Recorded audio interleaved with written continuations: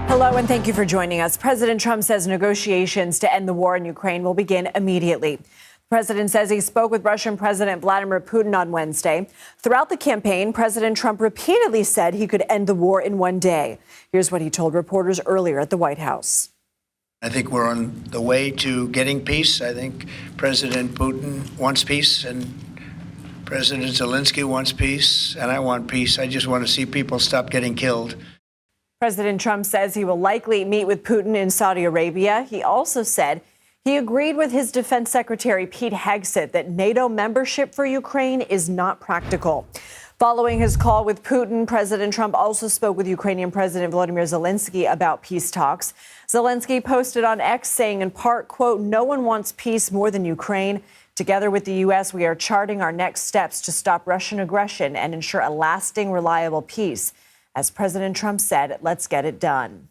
All these conversations come one day after President Trump welcomed American Mark Vogel back to the U.S. He was held in Russia for 4 years. CBS News reporter Erica Brown joins us now. So, Erica, what is the White House saying about what these negotiations will look like and who will be involved?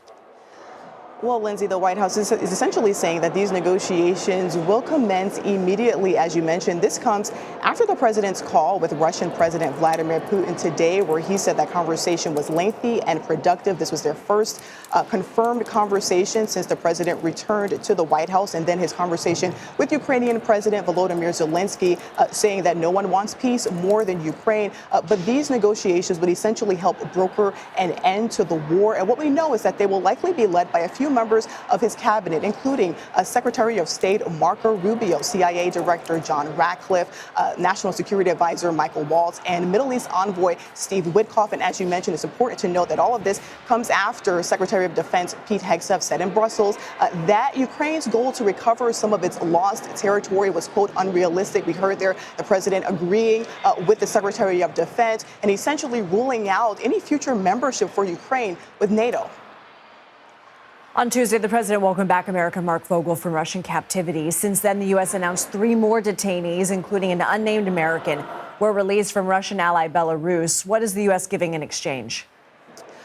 Well, the United States has released a crypto criminal, Alexander Vinnik, in exchange for that release of Mark Vogel, that American teacher that was held in a Russian prison for nearly 3.5 years, returning to the United States just last evening, where he met with President Trump at the White House. Now, Vinnik was a Russian cyber criminal. He entered a guilty plea last year. It was slated to be sentenced this June.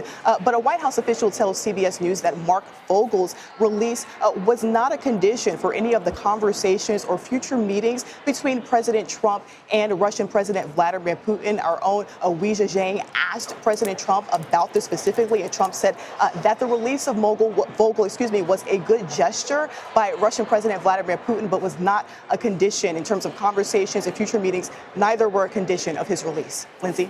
Erica Brown, thank you. Later this hour, we'll talk to our Charlie D'Agata for more on President Trump's plans for peace in Ukraine.